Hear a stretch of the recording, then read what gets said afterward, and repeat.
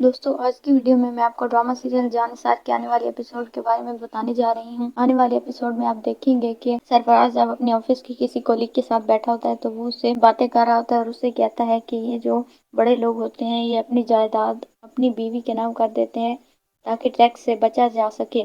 تو یعنی کہ بیوی اگر ان کی ہے تو سب کچھ ان کا ہی ہوا۔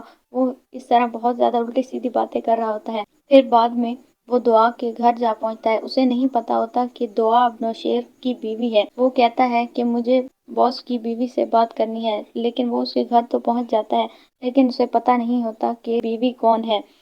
پھر جب باہر سے کال آتی ہے تو دعا کال اٹھاتی ہے اور وہ ان سے پوچھتی ہے تو ملازم اسے بتاتا ہے کہ کوئی آپ سے ملنے کے لیے آیا ہے۔ تو دعا ان سے پوچھتی ہے کہ کون ہے۔ وہ کہتی ہے کہ تم اس کا نام پوچھو۔ تو وہ اس کا نام جب پوچھتے ہیں تو وہ بتا دیتا ہے کہ میرا نام سرفراز ہے۔ تو دعا چونک جاتی ہے کہ سرفراز اس کے گھر تک بھی پہنچ چکا ہے۔ پھر دوسری طرف نوشیر دعا کو لے کر حویلی چلا جاتا ہے کیونکہ اس کے بابا سائیں کی طبیعت خراب ہوتی ہے، وہ بیمار ہو جاتے ہیں۔ تو دعا ان سے کہتی ہے کہ اللہ تعالیٰ آپ کو لمبی زندگی دے، ابھی تو آپ نے بہت جینا ہے۔ یہ ساری باتیں کشمالہ سن رہی ہوتی ہے اور کشمالہ بھی دیکھ رہی ہوتی ہے۔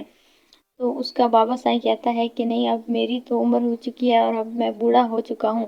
تو نوشیر اپنی امی سے کہتا ہے کہ آپ انہیں کچھ بات سمجھائیں۔ تو اس کی امی کہتی ہے کہ تم ہی سمجھا دو، اب میں کیا کہہ سکتی ہوں۔ پھر جب سرفراز گھر بیٹھا ہوتا ہے تو خضر بھی ان کے گھر آ جاتا ہے اور وہ سنبل کو ساتھ لے کر ہوٹل میں چلا جاتا ہے۔ جب واپس آتا ہے تو سرفراز سے کہتا ہے کہ اگر کل کو تم اس سے شادی ہی نہ کرو تو پھر ہم کیا کریں گے، اگر تم اپنی بات سے مکر گئے تو۔ خضر بہت زیادہ غصے میں آ جاتا ہے۔ وہ کہتا ہے کہ میں کب سے تمہاری بکواس سن رہا ہوں لیکن اب ایسا نہیں ہو سکتا۔ دونوں لڑنے لگ جاتے ہیں۔ اتنے میں سنبل اور فضا بھی وہاں پر پہنچ جاتے ہیں۔ خضر سے کہتا ہے کہ یہ دیکھو، یہ ہے تمہارا بھائی، تمہارے بارے میں کیسی گھٹیا باتیں کر رہا ہے۔ وہ دونوں وہیں پر لڑنے لگ جاتے ہیں۔ آنے والے ایپیسوڈ کے بارے میں جاننے کے لیے